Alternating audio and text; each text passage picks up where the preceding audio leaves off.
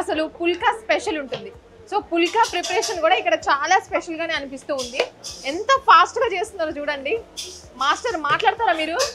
మీ పేరండి? నా పేరు సుమన్. సుమన్ గారు, అసలు ఎన్ని పుల్కాస్ చేస్తారు జనరల్గా మీరు? 10,000. 10,000 ఏంటి? మీరు ఒక్కరే తిప్పేస్తారా? 10,000 పుల్కాలు చేయాలంటే మనం ఎన్ని వారాలు కూర్చోవాలో. సో 10,000 పుల్కాలు చేస్తారంట. జనరల్లీ ఒక హాఫ్ అన్ అవర్లో ఎన్ని పుల్కాస్ చేయొచ్చు మీరు? హాఫ్ అన్ అవర్లో చకచక 100 చేసేస్తారు. ఎందుకంటే ఇక్కడ కస్టమర్స్ ఆ రేంజ్లో వస్తున్నారు, డిమాండ్ ఆ రేంజ్లో ఉంది. అంత ఫాస్ట్గా చేస్తేనే మనకు పనులు అవుతాయి. సో ఇక్కడ చూడండి ప్రిపరేషన్ ఎలా ఉందో. చకచక అంటే కళ్ళు తిప్పలేకపోతున్నాం మనం, అంత ఫాస్ట్గా చేసేస్తున్నారనమాట. సో ఒక రోజుకి 10,000 అంటే మామూలు విషయం కాదు. ఇదంతా కూడా గోధుమ పిండిదే కదా మొత్తం, ఏం మిక్సింగ్ ఉండదు మనకు. ఓకే, సో ఇది నేను ట్రై చేస్తానని కూడా అనడం పొరపాటున. ట్రై చేస్తానంటే నన్ను పక్కకు తోసేస్తాడు. నిజంగా నా ప్రిపరేషన్ నేను అలా చేస్తాను, ఆ రేంజ్లో చేస్తాను. ఓకే, సో ఇప్పుడైతే పుల్కాస్ అంటే పొద్దున్నుంచి ఈవినింగ్ వరకు చేస్తూనే ఉంటారు అంతేనా అండి?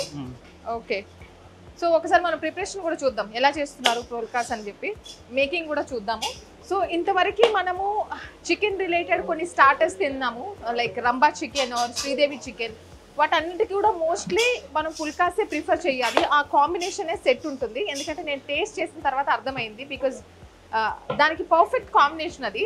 ఈయన ఇక్కడ మొత్తం రుద్దుతాడనమాట రౌండ్గా. అంత రౌండ్గా మన ఎంత చక్కగా రౌండ్గా చేస్తున్నారో చూడండి. అసలు మొత్తం మిషనరీ అనిపిస్తూ ఉంది. సో తవా మీద వేస్తారనమాట. తర్వాత కొంచెం అది హీట్ ఎక్కిన తర్వాత సో తవా మీద పెట్టిన తర్వాత మంటలో పెడతారనమాట. సో ఇక్కడ చూస్తున్నారా, వాళ్ళు మట్టి పొయ్యి మీద చేస్తున్నారు కదా వంట, దాంట్లో మంటలోంచి పెట్టి మళ్ళీ ఇట్లాగా తీస్తారు. సో ఇది నాకు చక్కగా నోట్లో లా పెట్టేసుకొని తినేయాలనిపిస్తుంది. ఇంతవరకు తిన్నాను, పొట్ట నిండిపోయింది చాలు నాకు. బట్ ఇంత చక్కగా ఉందో కదా, మనం ఆన్లైన్లో ఆర్డర్ పెట్టినా కూడా ఇంత మంచిగా రావండి. నిజంగానే బాగుంది, అన్నీ చక్కగా ఉబ్బుతూ ఉన్నాయి. సో ఓకే, సో పుల్కా మేకింగ్ ప్రాసెస్ ఈ విధంగా ఉంది. సో మనం ఇప్పుడు ఇంకొక సరికొత్త ఫుడ్ ఐటమ్ చేద్దాం. ఇప్పటి వరకు మనం నాన్ వెజ్జే కదా చేసాము, ఇప్పుడు మనం వెజ్ ఫుడ్ కూడా చేయబోతున్నాం. దాంట్లో కూడా వీళ్ళు చాలా స్పెషల్స్ ఉన్నాయంట, చూద్దాం.